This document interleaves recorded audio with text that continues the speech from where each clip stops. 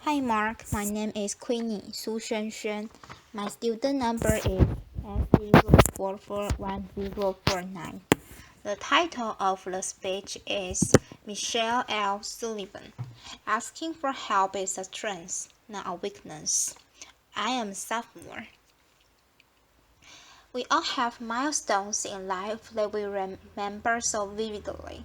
The first one for me was when I was entering kindergarten. My big brother was in school, and by golly, it was my time. And I went trotting down that hallway.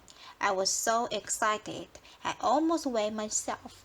And I got to the door, and there was a teacher with a warm welcome, and she took me into the classroom, showed me my little cubbyhole. We all remember those little cubbyholes, don't we? And we put our stuff in there. And then she said, "Go over to the circle and play with the kid until class starts." So I went over there and plopped down like I owned the place, and I'm playing. And all of a sudden, the boy next to me, he was wearing a white shirt with blue shirts. I remember it like it was yesterday. Suddenly he stopped playing and he said, "Why are you so short?" And I just kept playing. I don't think he was talking to me. Laughter. And in a louder voice, he said, "Hey, why are you so short?" So I looked up and I said, "What are you talking about? Let's just play. We are happy. I've been waiting for this." And so we played, and about a minute later, the girl next to him, in a white shirt and pink skirt, stood up, put her hands on her hips, and said, "Yeah, why do you look so different?" And I went, "What are you talking about? I don't look different. I'm not short. Again, let's just play." About this time, I looked all around the circle I was in, and all the kids had stopped playing and they were all looking at me. And I'm thinking, in today's language, it would be OMG or WTF. Laughter. What just happened? So all the confidence that I went in with that morning was withering away as the morning went on and the questions kept coming. And at the end of the morning, before I went home, the teacher had us in a circle, and I actually found myself outside of the circle. I couldn't look at anybody. I could not understand what just happened. And over the next few years, I hated to go out in public. I felt every stare, every giggle, every pointed finger, not a finger, but every pointing finger, and I hated it. I would hide behind my parents' legs like nobody could see me, and as a child, you can't understand another child's curiosity, nor an adult's ignorance. It became very apparent to me that the real world was not built for someone of my size, both literally or figuratively. And so I have no anonymity. As you can probably tell, and while you can see my size, we all go through many challenges through our lifetime. And some you can see, like mine.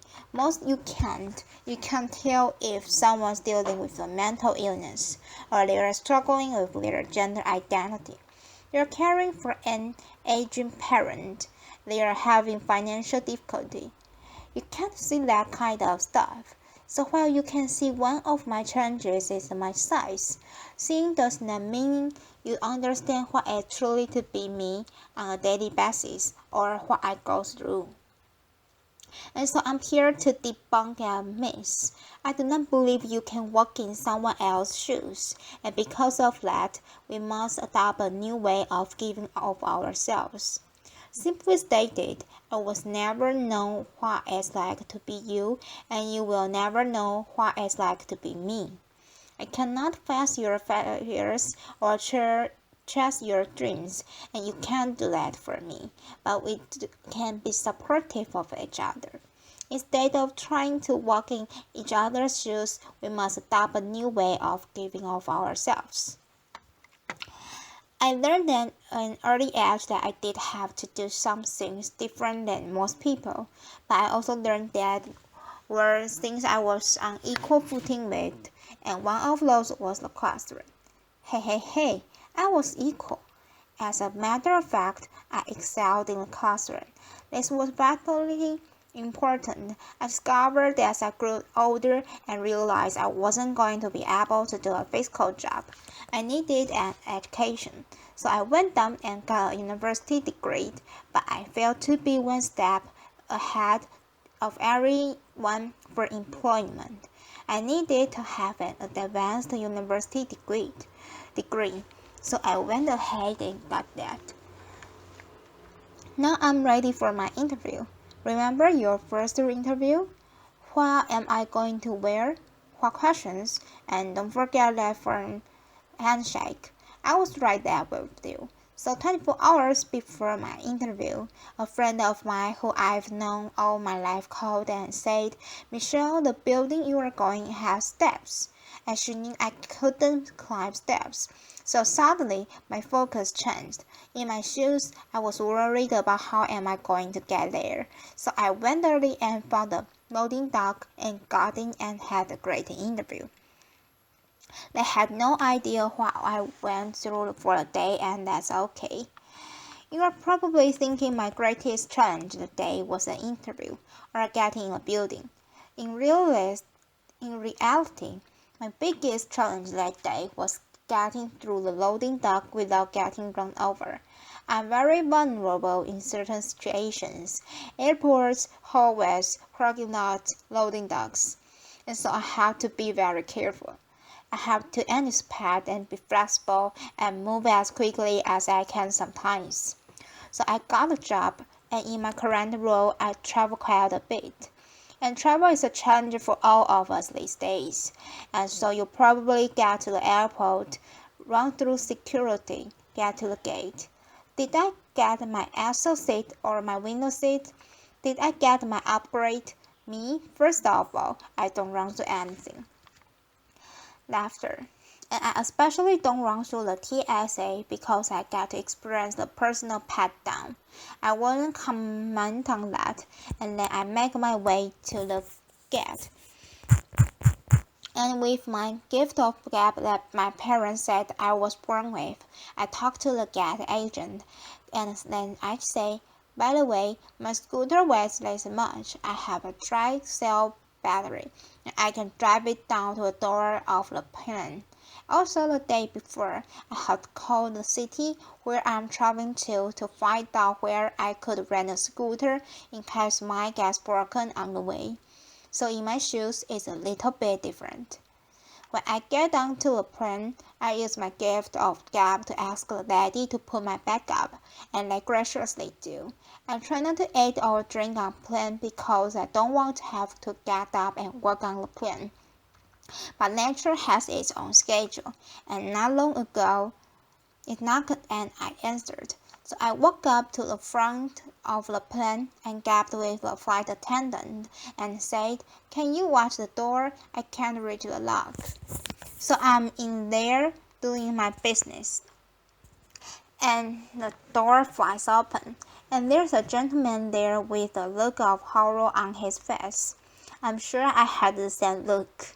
As I came out, I noticed that he was sitting right across from me, and he's in total, complete embarrassment.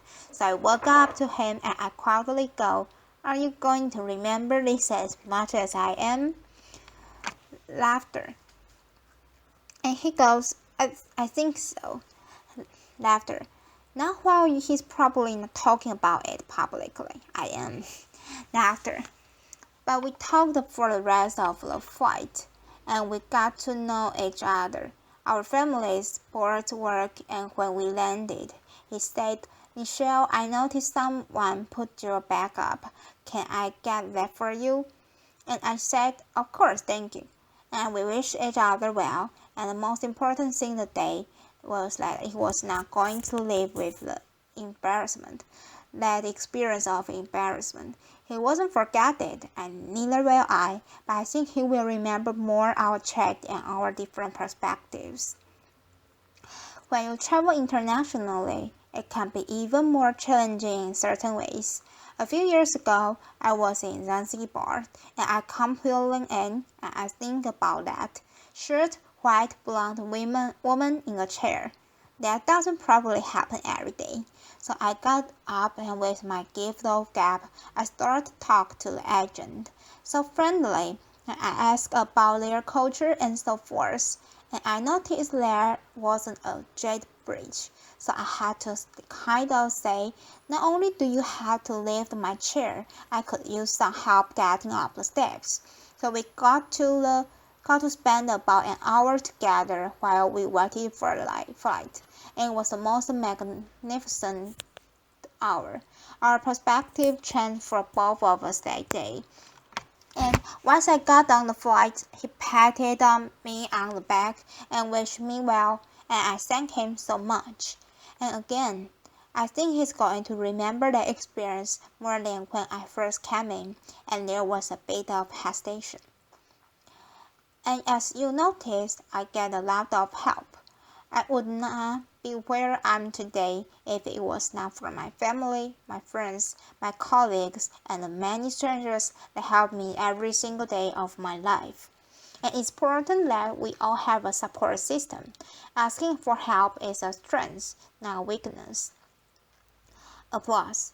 We all need help throughout our lifetime, but it's just as important that we are part of other people's support system.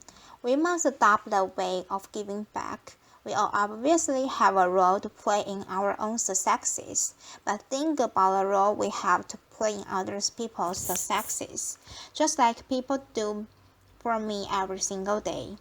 It's vitally important that we help each other, because society is increasingly placing people in silos based on biases and ideologies, and we must look past the first face and be confronted with a truth that none of us are what you can see. There's more to us than that, and we are all dealing with things that you cannot see. So living life free of judgment allows all of us to share those experiences together and have a totally different perspective, just like a couple of people I mentioned earlier in my stories. So remember, the only shoes you truly can walk in are your own. I can't walk in yours.